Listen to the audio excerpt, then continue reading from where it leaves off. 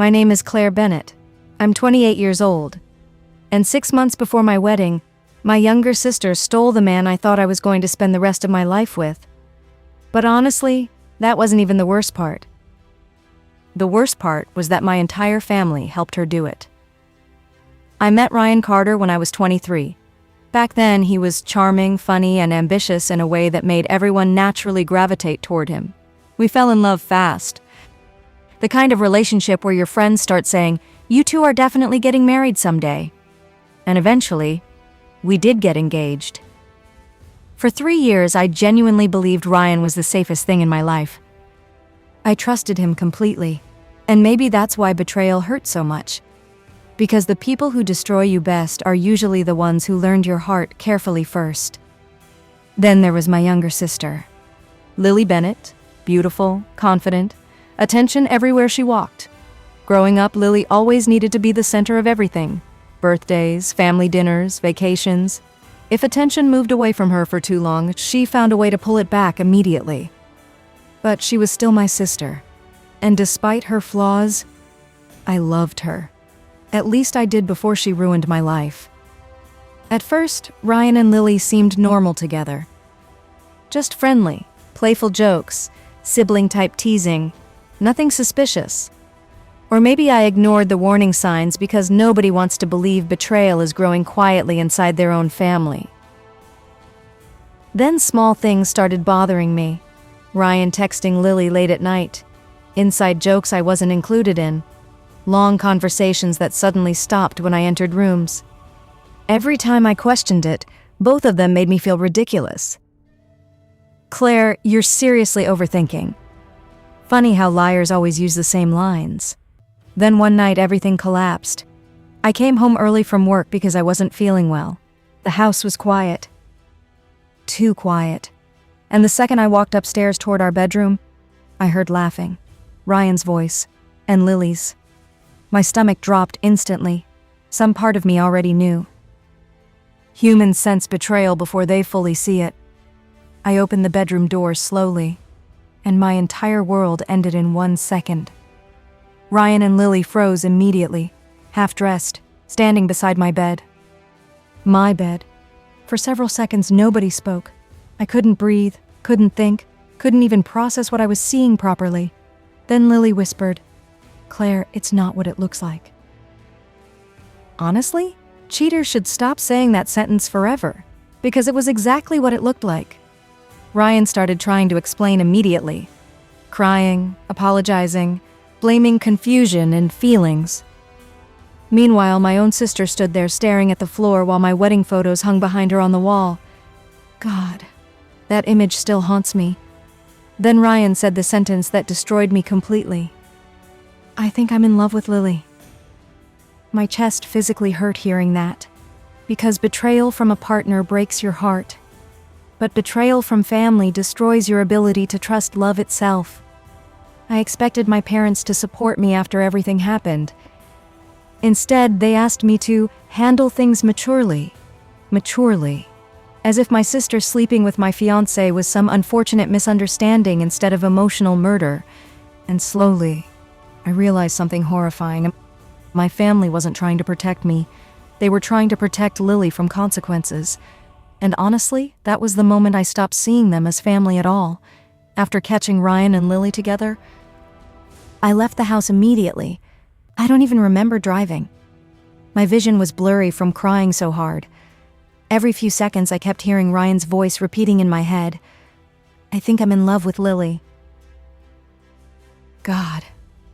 Even now those words still feel unreal, because 6 hours earlier, I was planning flower arrangements for our wedding.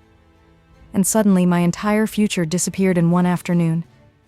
That night, I stayed at my best friend Ava's apartment. I barely slept.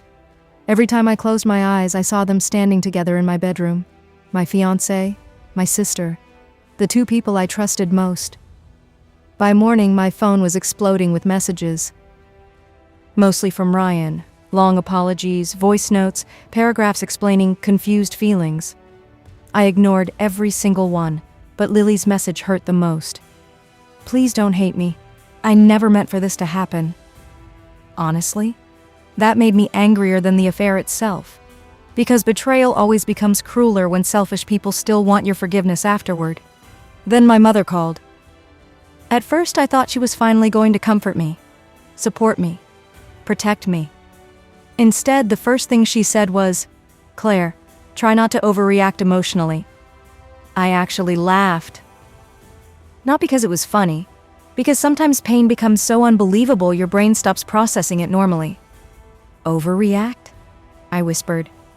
My mom sighed tiredly. Lily made a mistake. A mistake. Like she accidentally borrowed the wrong sweater instead of sleeping with my fiancé behind my back for months.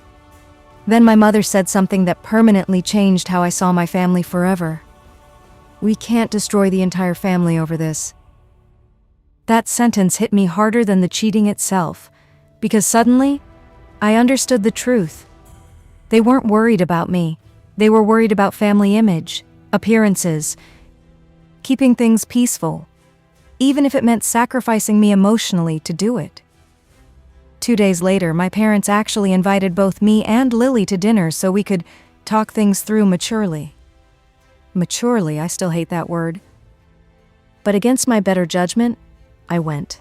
Big mistake. The second I walked into my parents' dining room, I realized immediately nothing about this dinner was for me.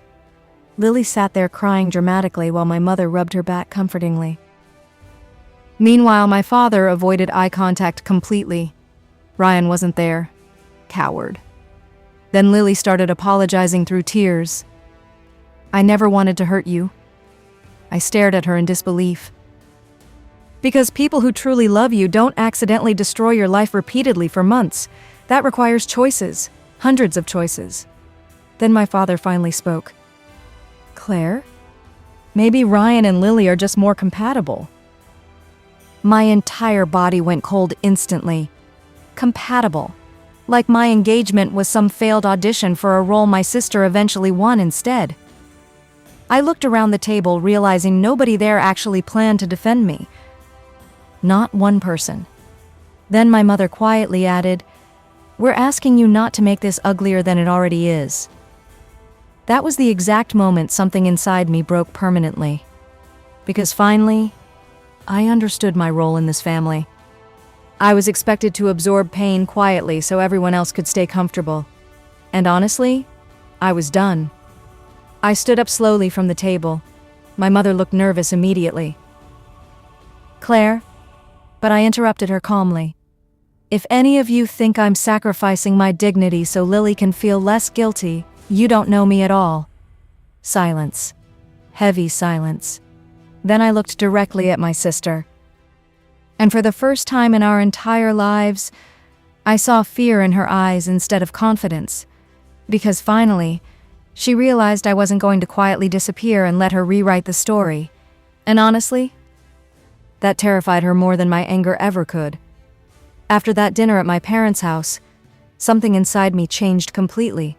I stopped crying, stopped begging people to understand my pain. Because honestly, you can't explain betrayal to people already determined to excuse it. For the next few weeks, I cut contact with almost everyone. My parents, Lily, even mutual family friends. I needed silence, because every conversation somehow became about protecting my sister's feelings instead of acknowledging what she actually did to me. And slowly, that silence started helping me think clearly. Then, one Saturday morning, my phone exploded with notifications. At first I ignored them, until Ava called me screaming. "Claire, have you checked Instagram?" My stomach dropped instantly, because deep down, I already knew something horrible had happened. I opened the app slowly, and there it was, a photo of Ryan and Lily together on a beach vacation, holding hands, smiling, completely shameless. The caption said, "Sometimes love finds you in unexpected places." God, I genuinely felt sick reading it, because my engagement had ended less than 2 months earlier. And now my own sister was publicly showing off my ex-fiancé like I never existed. But honestly, the comments hurt even worse. People congratulating them, calling them cute together, talking about true love. Meanwhile, I was sitting alone in my apartment, trying not to completely fall apart emotionally. That's the cruel thing about betrayal. The people who hurt you often move on publicly while you're still privately bleeding. Then I noticed something even worse. My mother had liked the post, liked it. I stared at my screen for almost 30 seconds trying to process that. My own mother publicly supporting the relationship that destroyed me. That pain felt deeper than heartbreak.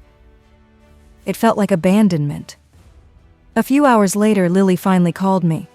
I almost didn't answer, but some part of me needed to hear how she planned to justify this. The second I picked up, she sounded nervous.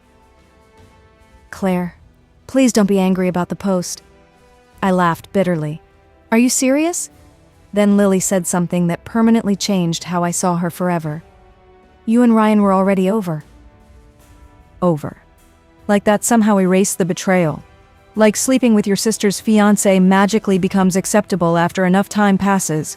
I finally snapped. Years of frustration exploded out all at once. "You didn't just steal my fiancé, Lily. You destroyed our entire relationship as sisters." Silence. Then quietly, my sister whispered, "I didn't mean for us to fall in love." Honestly? That sentence made me realize something horrifying. Lily truly believed her feelings mattered more than my pain. That's how selfish people think. They confuse desire with justification. Then she softly added, "I still want you in my life." God, that nearly broke me. Because people who truly love you don't destroy you and then ask for continued access to your life afterward. That's not love. That's entitlement. So for the first time in my entire life, I chose myself over family. And calmly I told my sister, "You lost the right to call me family the moment you chose him over me." Then I hung up, blocked her number, and cried harder than I ever had before. Not because I missed Ryan anymore, but because deep down, I knew I had just lost my sister forever. And honestly, that grief hurt even more than losing the man I was supposed to marry. After blocking Lily's number, I tried rebuilding my life quietly. Therapy, work, long nights learning how to exist without constantly replaying betrayal in my head. And slowly, I started feeling human again. Not healed, but functional. At least until 3 months later, when my mother showed up uninvited at my apartment. The second I opened the door, I knew something was wrong. She looked nervous, careful, like someone preparing to say something they already knew would hurt me. "Can I come in?" I almost said no. But despite everything, part of me still wanted my mother to choose me for once. So I let her inside. We sat awkwardly in silence for several minutes before she finally spoke. "Ryan proposed to Lily." My entire body froze instantly, even though I should have expected it. Hearing it out loud still felt like being stabbed. Proposed to my sister, the same man who once cried while promising he wanted children with me someday. I stared at my mother quietly, and honestly, the worst part wasn't even the engagement. It was the fact she came here expecting me to emotionally support it somehow. Then she carefully added, "We're hoping you'll still come to the wedding." I actually laughed. A sharp, broken laugh I barely recognized as my own, because surely nobody could be that cruel unintentionally. "You want me at their wedding?" My mother sighed tiredly, like I was being difficult again. "Claire, they're family." Family. God. I hated that word now, because apparently family only mattered when they needed something from me. Not when I needed protection from them. Then my mother said something that permanently destroyed whatever relationship we still had left. "At some point, you need to stop acting like the victim." Silence. Complete silence. I genuinely think my heart broke all over again hearing that, because finally, after months of betrayal, my own mother confirmed the truth I'd been trying not to accept. Nobody in my family cared how badly I'd been hurt. They only cared about keeping things comfortable for Lily. I stood up slowly, and for the first time in my life, I looked at my mother without fear of disappointing her. "You failed me. Her expression changed immediately. Shock, hurt, guilt. But I kept going. "You taught me my entire life that family protects each other, then abandoned me the second protecting me became inconvenient." Tears filled her eyes instantly. But honestly, mine were gone. I had cried enough already. Then quietly I told her something I never imagined saying to my own mother. "If you go to that wedding pretending this betrayal is normal, don't contact me again." The room went completely silent.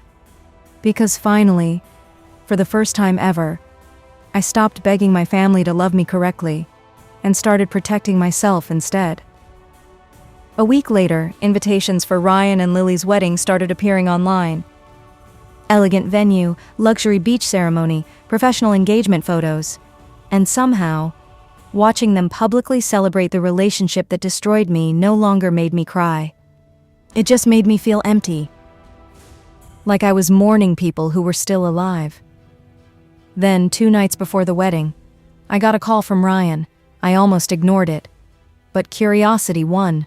The second I answered, he sounded nervous. "Claire, I need to tell you something." My stomach tightened instantly.